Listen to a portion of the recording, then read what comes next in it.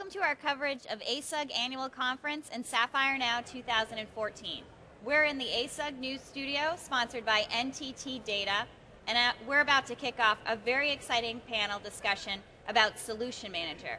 Given everything we were listening to yesterday and the pitch to simplify everything, Solution Manager will probably start to take precedence in a lot of companies. As we start to roll some of these cloud and mobile and big data applications out. So today I have a wonderful panel of guests joining me to talk about application lifecycle management. Thank you for joining me, everyone. Sure. I have Robert Max from Novelis, Ajay Vonkarey from Alpha Sirius, and Riley Murphy from Rockwell Automation. So Ajay, tell us a little bit about application lifecycle management trends. You know, right now when we're really dealing with so much, why is this so important? Sure. Again, good morning, and thanks for joining. As you mentioned, the key is simplify, right? So in today's world, with SAP customers who have been running SAP for a long time, or even net new SAP customers, the landscape is growing. It's getting complicated. There are more systems. Some of it is in the cloud, some of it is like on-site. So end of the day, from a customer's perspective, what they need to manage and run the whole SAP show is something, a simple, straightforward tool and a system. That's what Solution Manager brings. It has become the core and heart of SAP. Right from the start, the way you start your SAP implementation to the extent of your managing it, day-to-day operations, change management, even to the extent when you're interfacing with SAP, it's all through Solution Manager. So what they call as the single source of truth, and for the past few years, that's what customers have started enabling, customers like Rockwell and Novelis, and also they're seeing the benefits of it. Instead of having 10 different tools, one for service desk, one for change management, it's all one consolidated central tool, and above all, it's part of your, it's part of the licensing agreement, so you're not paying anything extra. It's so important to point out. I mean, this comes as part of your regular maintenance fees. So while it's a project, of course, to deploy it and get it up and going, it is, it's free in the sense that SAP is free. But Robert, talk to us a little bit about what you're doing at Novelis and some of the benefits you're seeing of application lifecycle management. So Novelis is the world's largest manufacturer of rolled mill aluminum products. And I would say that Solution Manager, it may be free, but the activation of the functionality is not. We were willing, though, to invest in the people, the time, and the resources to activate that functionality. It's all about enablement. In other words, our solution, we're in the midst of a global deployment, and we also have to keep adapting SAP to our business processes as they change. We're able to do both of those in parallel because we have Solution Manager, change management, global templating, the project system. So it's been a very good return on investment to have the people devoted to running Solution Manager and configuring it. So you're really doing an end-to-end deployment of Solution Manager as well, it sounds like. We're very proud of the fact that we've activated all of the Solution Manager functionality that we currently have. It's really been great for the project and for our Center of Excellence. At this point in time, we're looking at the new project and portfolio management functionality with Release 10, and excited. It's some great new functionality to use in this product. That's great. Riley, what are you doing? Are you doing end-to-end, or talk to me a little bit about what you folks are doing at Rockwell Automation? Sure, absolutely. Rockwell Automation is a global manufacturer of manufacturing solutions, and we're located in Milwaukee, Wisconsin. And to kind of put a frame around this, about 8 years ago, Rockwell Automation decided to roll out SAP globally. So we had a program called the GPT, or Global Process Transformation. So we rolled out the entire SAP suite to a global audience. Wow. So it was 8 years worth of work, and we did everything on, in terms of documentation and change management on an old legacy system. About 2 years ago, we realized that this Solution Manager application that is, in a sense, free from SAP could also perform this change management function, as well as this documentation function as well, and a whole host of other things. So we decided to migrate over to Solution Manager about 1.5 years ago. We had been using Solution Manager in the past for business process monitoring, so we already had it rolled out. So we just needed a few resources to actually implement the change management and documentation aspect of it. So the way that we're using it is that we're using it to store our business processes, our end-to-end business processes, and we're also using it to store our technical and functional documentation.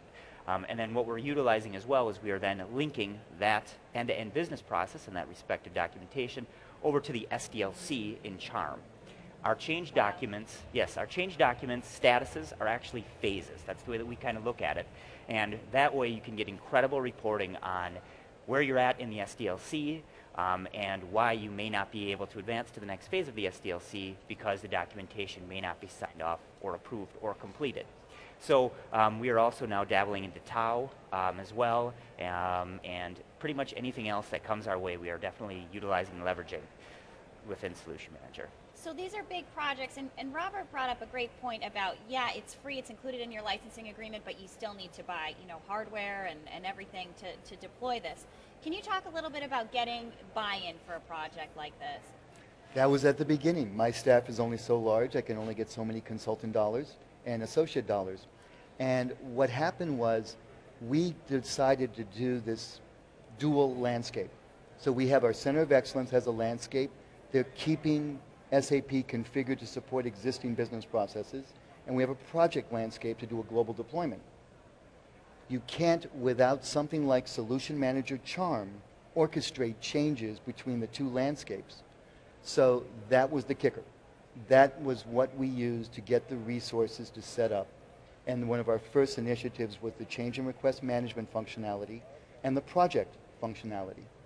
And from there, it's grown. It's grown tremendously in terms of what we've activated. Technical system monitoring, fabulous. We're at 99.96% availability. And I think it's fundamental to the availability I've been able to deliver to our base. So it was sort of driven by the risk involved in not using something like Charm. That sort of sold the business on deploying a larger amount of these applications. Yeah, think about it. You've got a big gap.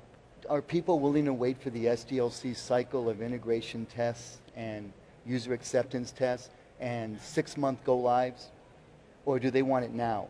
So you've got that simplification of having the agility of meeting current business changing needs, and also the delayed gratification of the big changes, which come in go live cycles.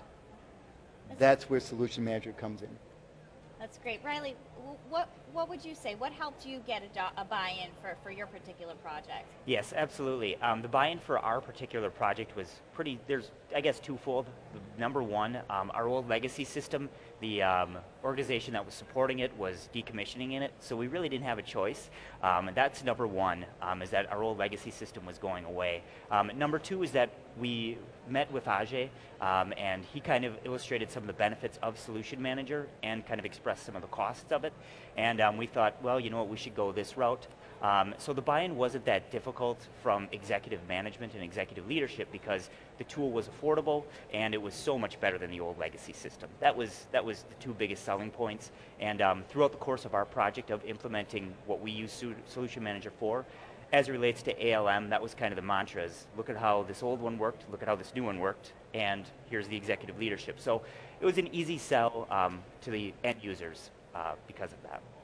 See, you're making it sound easy, but I'm sure it's a lot harder in practice. Or just call Ajay, right? That's what you gotta do. Well, yeah, I suppose. Well, sometimes that's right. Yeah. Ajay, tell us a little bit about the most recent version of Solution Manager and some of the benefits that customers can leverage from that. Sure. So the latest version is Solution Manager 7.1, and it's support pack 11 actually as we speak.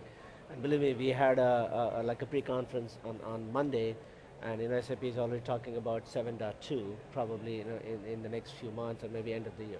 But to go back to your point, what SAP has done is they realize from a customer's perspective that there are some challenges for the day-to-day maintenance, change management, documentation. So end of the day, obviously if you're spending all the effort and time and money setting up SAP, from a maintenance perspective, they want to make it simple. They want to make it streamlined. And that's what, as we speak, they're adding more and more functionality in Solution Manager. Robert brought up about project and portfolio management. That's like the latest functionality. And SAP is listening to the customers. They're like, okay, you're implementing SAP. What are the challenges you're facing? And a lot of customers, we need a good project management tool. We need to track our resources and timing and related to change management. So lo and behold, now we have Solution Manager, project and portfolio management as a part of Solution Management. But to go back to Riley and Robert's point, what I have seen, working with 70 different customers to date, is you need to get that buy-in from the customer, from upper management. But more importantly, you need to face it out. Establish a good roadmap. It's not necessary that you need to implement everything in Solution Manager, but at the same time, figure out where your pain points are, figure out some of the low-hanging fruits, and start that. Start your alien journey from there. And you have 2 successful customers. They're using it, they're loving it. More importantly, financially, right, it's benefiting them. And ASUG members, so you can always reach out to them if you're an ASUG member. Yep. Well, that's great. Thank you so much. I mean, this is really just as important as everything that we've been hearing about, from cloud mobility. This is really the bread and butter stuff that makes ASUG so special. So thank you so much for sharing your stories. Thank you for watching us, and you can see more of our stories and coverage on asugnews.com.